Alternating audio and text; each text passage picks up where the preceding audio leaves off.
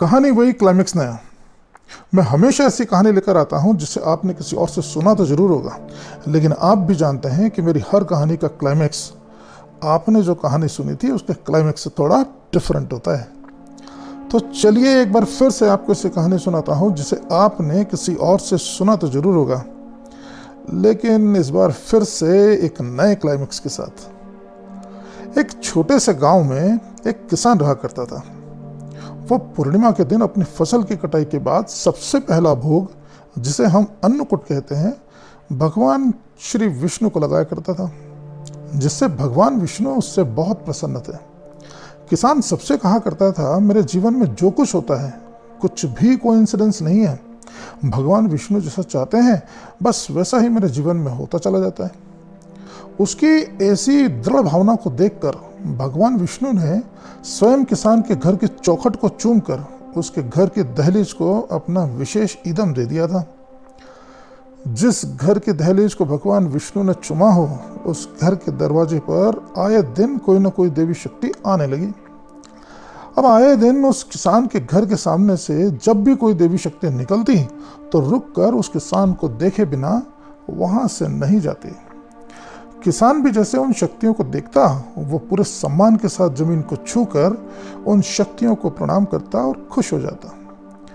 जब जब फसल की कटाई होती तो वो किसान अन्नकूट जरूर करता। उसके अन्नकूट में स्वयं भगवान विष्णु अपनी सारी शक्तियों के साथ उस किसान के घर आते, भोग लगाकर जरूर जाते। एक दिन किसान के परिवार के लोगों ने किसान को बहुत फटकार लगाई। अरे क्या भगवान भगवान करते रहता है, जब देखो तब हर बात में बस श्री श्री करने लगता है। तुझे समझ नहीं आता, साल भर मेहनत तू करता है और जब फसल आती है तो उसका भोग तू भगवान को लगाता है। तेरी ये विष्णु की कहानी अब बंद हो जाना चाहिए। आगे से तेरे विष्णु हमारे घर में नहीं आना चाहिए, समझा कि नहीं समझा? घर वालों के उल्हाने सुनकर किसान परेशान हो गया और उसने विष्णु को त्यागने का मन बना लिया। उसने भगवान विष्णु को बहुत गुस्से से पुकारा। उस दिन एकादशी थी और एकादशी को भगवान विष्णु अकेले तो नहीं आते थे। हमेशा की तरह वो अपनी सभी शक्तियों के साथ किसान के घर आ गए। किसान ने भगवान का स्वागत करने की बजाय उन्हें दरवाजे पर ही रोक लिया और गुस्सा करते हुए भगवान विष्णु का अपमान करने लगा। सभी शक्तियां आश्चर्यचकित थे कि यह किसान तो श्री का बहुत बड़ा भक्त है। आज एकादशी होते हुए भी यह श्री का अपमान क्यों कर रहा है? और इससे पहले कि वो शक्तियां उस किसान की बैंड बजाती, भगवान विष्णु ने सभी शक्तियों को रोकते हुए किसान से पूछा, अरे भाई, जितना अपमान करना है बाद में कर लेना, लेकिन मुझे इतना तो बता दो प्रियवर कि मुझसे किस बात से खफा हो? किसान गुस्से में बोला, साल भर अपने खेतों में मेहनत मैं करता हूँ, हर साल कष्ट मैं झेलता हूँ। कभी आंधी आ जाती है, कभी ओले गिरने लगते हैं, तो कभी बहुत ज़्यादा बारिश हो जाती है, जिसकी वजह से फसल मेरी खराब होती है। मुझे उतना धान नहीं मिलता जितनी मेरी उम्मीद रहती है। मैं जितनी मेहनत करता हूँ उसके हिसाब से मुझे मेरी मेहनत का परिणाम कभी नहीं मिलता, और जो थोड़ा बहुत फसल मुझे मिलती है उसका श्रेय भी मुझे आपको देना पड़ता है। बावजूद उसके मैं अपनी फसल का पहला भोग आपको लगाता हूँ। मेरी तो कोई हैसियत ही नहीं रह गई है। मेरी हर परेशानी, मेरी हर असफलता का सिर्फ आप जिम्मेदार हैं। श्री ने कहा, ठीक है, मैं स्वीकार करता हूँ कि ये सब मेरी वजह से होता है, पर तुम मुझसे क्या चाहते हो? किसान ने कहा, जब मेहनत मैं करता हूँ तो मेहनत का परिणाम मेरे हाथ में क्यों नहीं है? मुझे आपका दिया हुआ परिणाम नहीं चाहिए। मेरे काम का परिणाम वैसा होना चाहिए जैसा मैं चाहता हूँ। श्री ने कहा, उसके लिए मुझे क्या करना होगा? किसान ने जवाब दिया, मेहनत मैं करता हूँ और नाम आपका होता है, कष्ट मैं भोगता हूँ और पहला भोग आपको लगता है, जीवन के थकोड़े मैं झेलूँ और सम्मान आपका करना पड़ता है। आपके सामने सर झुकाना पड़े, मुझसे अब यह बर्दाश्त नहीं होता। आप अब मेरे और मेरी फसल के बीच में नहीं आओगे।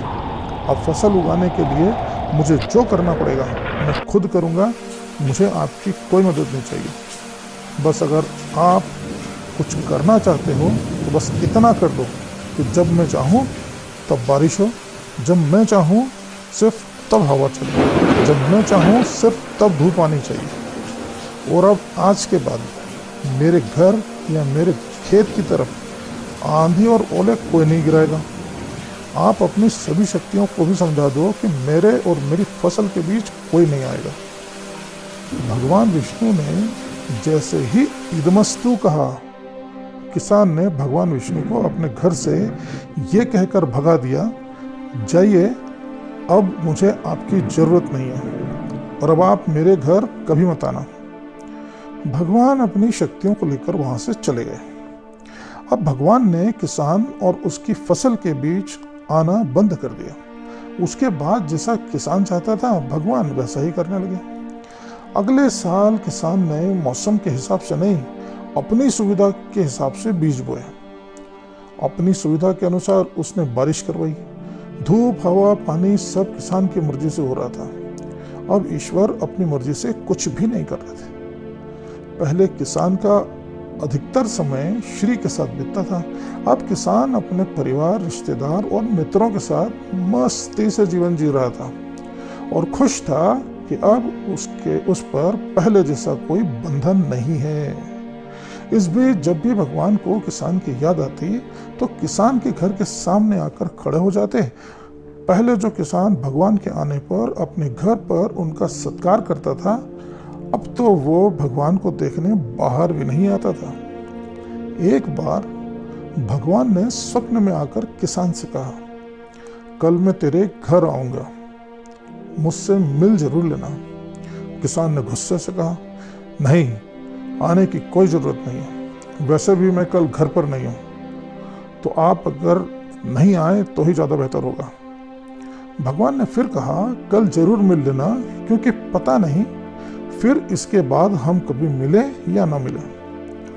उस दिन भगवान आए और किसान ने फॉर्मेलिटी के लिए घर के बाहर से भगवान को देखा और अंदर चला गया, लेकिन उन्हें घर के अंदर नहीं बुलाया। भगवान ने फिर से रात को उसे स्वप्न में आकर पूछा कि मैं तेरे घर आया था और तूने मुझे अपने घर के अंदर क्यों नहीं बुलाया। किसान ने गुस्से से कहा, जब मैं चाहता ही नहीं हूं तो आप आते क्यों हो। भगवान ने कहा, मैं तो अपना काम कर रहा हूं भाई। किसान ने कहा, यह आपका काम नहीं है, आप अपना काम करो और दोबारा आपको मेरे घर आने की जरूरत नहीं है, समझे। उस दिन के बाद जब जब भगवान को किसान की याद आती वो चुपचाप किसान के घर के आसपास आते और किसान को देखकर खुश हो जाया करते। एक दिन भगवान किसान के घर के सामने खड़े थे। किसान ने भगवान को देखा और गुस्से में आंखें तरेर कर घर के अंदर चला गया। भगवान ने सोचा, वक्त वक्त की बात है, कल तक जो मुझे देखकर जमीन छू लिया करता था, आज वो मुझे देखते ही आसमां सर पर उठा लेता है। निराश होकर भगवान ने किसान के घर आना बंद कर दिया। फिर जल्दी ही वो समय भी आ गया जब किसान की फसल लहलहाने लगी। किसान की खुशी का ठिकाना नहीं था।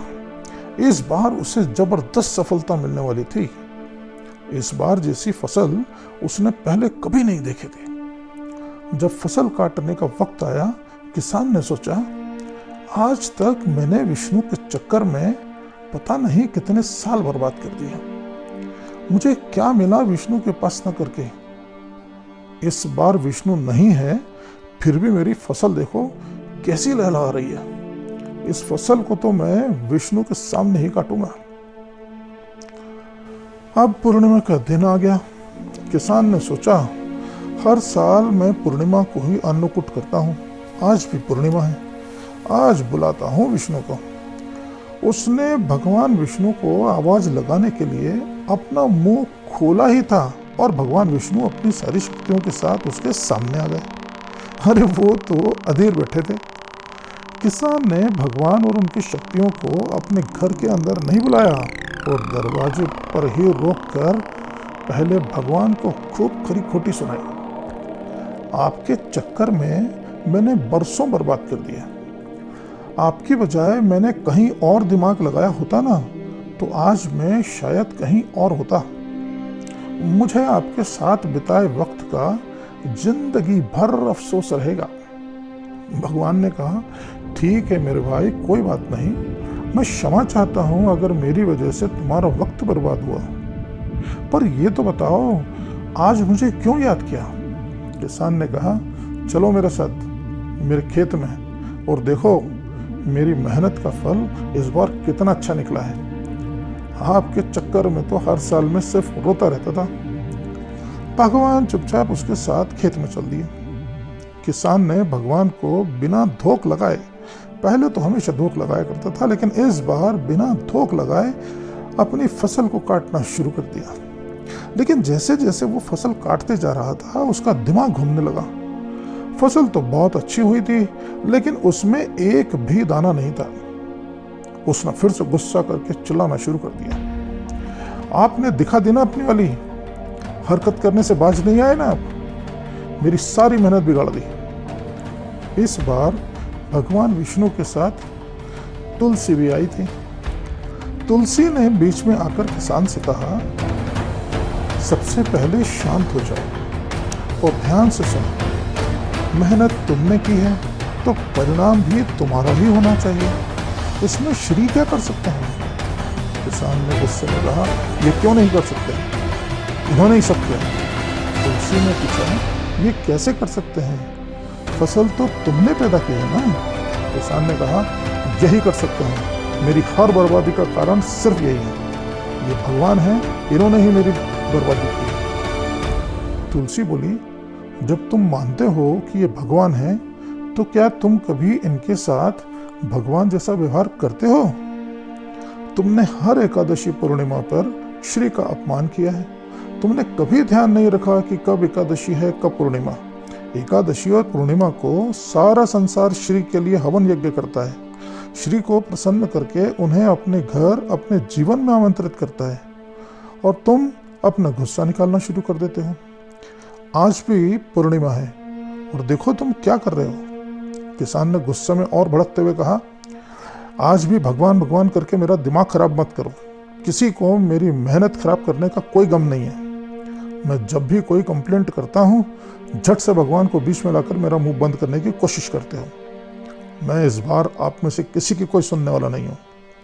तुलसी ने कहा, मनुष्य के हाथ में सिर्फ कर्म करना होता है, किसी भी काम का परिणाम मनुष्य के हाथ में नहीं है। युगों युगों से हर काम का परिणाम सिर्फ उस ईश्वर के हाथ में है, और ईश्वर किसी भी काम के परिणाम को देने से पहले ये जरूर देखता है कि उस काम को करते वक्त मनुष्य की भावना क्या थी। अगर आपकी भावना अच्छी नहीं है तो सारी जिंदगी मेहनत करते रहो, लेकिन आपको उसका परिणाम नहीं मिलेगा। लोग भगवान को भोग क्यों लगाते हैं? क्योंकि वो भोग लगाकर भगवान को इस बात का धन्यवाद देते हैं कि मेरी मेहनत पर आपकी कृपा नहीं होती तो मुझे इतनी परेशानियों के बावजूद इतनी अच्छी फसल नहीं मिलती।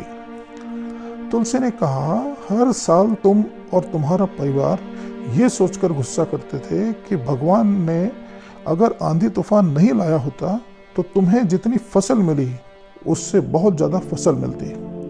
लेकिन ये सत्य नहीं है। हर साल तुम्हारे खेत में चाहे जितनी आंधी तूफान आई हो, चाहे जितनी बारिश हुई हो, चाहे जितने ओले गिरे हों, लेकिन तुम्हारी फसल को कुछ नहीं होता था। तुम्हारी ज़रूरत के मुताबिक भगवान की कृपा से ही तुम्हारी फसल बच जाती थी, और तुम्हें लगता रहा कि भगवान की कुदृष्टि की वजह से तुम्हारी फसल खराब हो जाती थी, जबकि भगवान की ही वजह से तुम्हारी फसल बच जाती थी, वरना उस आंधी तूफान में तुम्हारे लिए कुछ नहीं बचता। जिस घर की चौखट पर श्री ने अपने होंठ रखे थे, उस घर पर इतनी आंधी तूफान में भी किसी शक्ति ने कभी नुकसान नहीं पहुंचाया था। हर साल तुम्हें कष्ट होता था, लेकिन श्री की वजह से तुम्हारा भला ही होता था। इस बार तुम्हें लग रहा था कि श्री नहीं है, इसलिए तुम्हें कष्ट भी नहीं मिले। ये सही है कि तुम्हें कष्ट नहीं हुए, लेकिन कभी सोचा है कि इस साल में कोई आंधी तूफान या बेवक्त की धूप क्यों नहीं निकली? तुम्हारे इतने गुस्सा करने के बावजूद श्री के इशारे से इस साल तुम्हारे खेत में ज़्यादा बारिश नहीं हुई। भगवान ने आंधी नहीं आने दी। जब तुम खेत में काम करते थे तब तुम नहीं चाहते थे कि धूप तुम्हें लगे, तो तुम्हारी सहूलियत के लिए भगवान ने प्रकृति को धूप, हवा, पानी से वंचित कर दिया, सिर्फ इसलिए कि तुम्हें कष्ट न हो। लेकिन इस बार तुमने श्री का घोर अपमान किया है। न एकादशी देखी न पूर्णिमा। लोग श्री को अपने घर में बुलाने के लिए एकादशी पूर्णिमा को तमाम दान पुण्य करते हैं, लेकिन तुमने घर आए श्री को भी भगा दिया। जिस घर से श्री को भगा दिया हो, उस घर में कितनी भी अच्छी बारिश हो जाए, कितनी भी आंधी तूफान को रोक लिया जाए, लेकिन उस घर में समृद्धि कौन लाएगा? परिणाम मिलने की वजह से श्री की उपासना नहीं की जाती। हम श्री की उपासना करते हैं, इसलिए घर में समृद्धि आती है। बीते वक्त में तब तुम बहुत खुश थे, जब सब तुम्हारे हिसाब से चल रहा था। तुम्हें लगता था तुम्हारे जीवन में सब बढ़िया चल रहा है, और ये सब श्री से दूर होने की वजह से हुआ है। तो फिर अब दोष श्री को क्यों दे रहे हो? तुमने अगर एकादशी पूर्णिमा को श्री को निराश नहीं किया होता, जिनके सामने आने पर तुम जमीन छूते थे, उनके आने पर तुमने गुस्सा नहीं किया होता, तो आज तुम्हारा परिणाम कुछ और होता। हमेशा याद रखिए, गीता में भगवान कृष्ण ने याद दिलाया था, कर्मण्येवाधिकारस्तु मा फलेषु कदाचन। आपके हाथ में सिर्फ कर्म करना है, फल देना मेरे हाथ में है। श्री कृष्ण ने ये शब्द किसी अहंकार से नहीं कहे थे।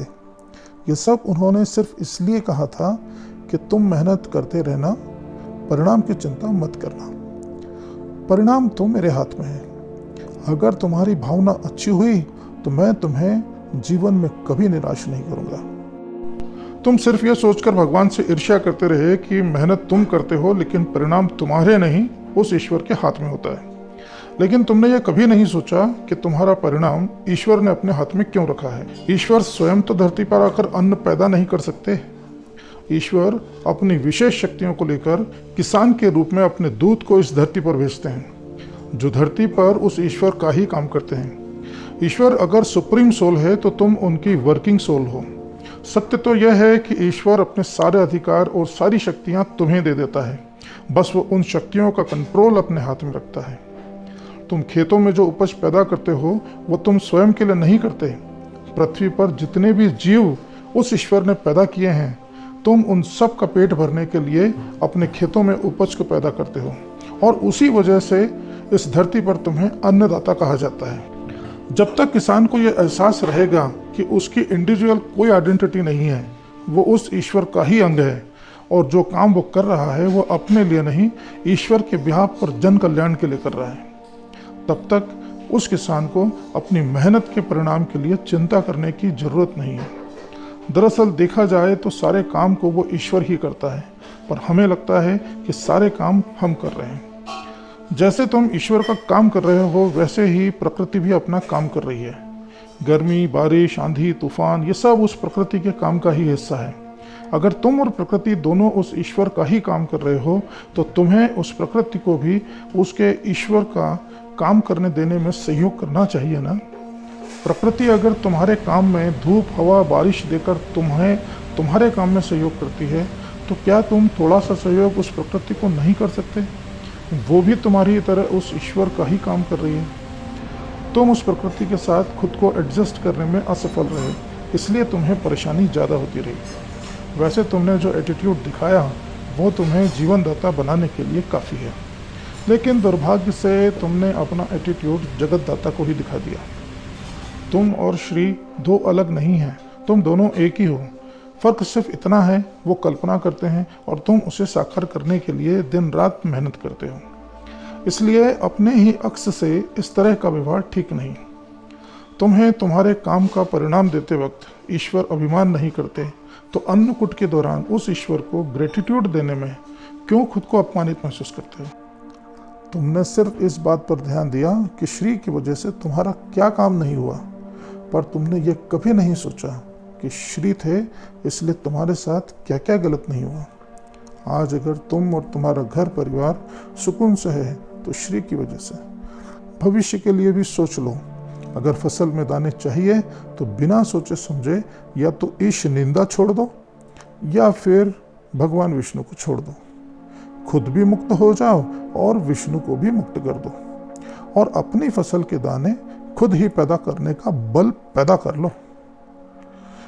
कहानी का क्लाइमैक्स किसान पर छोड़ते हैं कि उसे तुलसी की बात समझ आई या नहीं आई, उसने फिर से विष्णु को सम्मान दिया या नहीं। अब ये वो किसान ही जाने कि अब फिर से उसके और उसके काम के बीच भगवान विष्णु आएंगे या नहीं। हम कहानी को यहीं ख़त्म करते हैं। उम्मीद करते हैं आपको कहानी का सारांश समझ आया होगा। तो प्लीज़ मेहनत करते रहिए। अगर आपकी भावना अच्छी है तो आपकी मेहनत का परिणाम ईश्वर आपको जरूर देगा। तो इस बार भी जब आप अन्नकूट में जाएं, श्री को इस बात के लिए शुक्रिया कहें कि जीवन में कितनी भी परेशानी आती हो, लेकिन आपके होने से हमारा कोई नुकसान नहीं होता। हम अगर आज सुरक्षित हैं तो आपकी कृपा से। यहाँ तक कि हमारे घर में किसी की मौत भी हो जाती है तब भी हम उस ईश्वर को अपना एटीट्यूड नहीं दिखाते, उसका ग्रेटिट्यूड ही मानते हैं कि आपने जो किया कुछ अच्छे के लिए किया होगा। जिस ईश्वर ने हमारे प्रियजन को हमसे छीन लिया हो, उसी ईश्वर से फिर से हम प्रार्थना भी करते हैं कि हमने जिसे खोया है, हे ईश्वर उसकी आत्मा को शांति देना। शक्तियाँ हमेशा आपकी सुरक्षा और समृद्धि के लिए होती हैं, वो कभी किसी का नुकसान नहीं करती। उन्हें दोष देने से पहले हमें हमारी गलतियों को रियलाइज करके उनके लिए प्रायश्चित कर लेना चाहिए। शक्तियाँ बहुत दयालु होती हैं, वो माफ़ करके फिर से आपके जीवन में आना चाहती हैं। एटीट्यूड सिर्फ दुनिया को दिखाना चाहिए। ईश्वरीय शक्तियाँ किसी भी हाल में सिर्फ और सिर्फ ग्रेटिट्यूड ही डिजर्व करती हैं। अगली बार फिर से एक पुरानी कहानी का नया सारांश लेकर हाजिर होऊंगा। आज के लिए इतना ही। ईदमस्तु।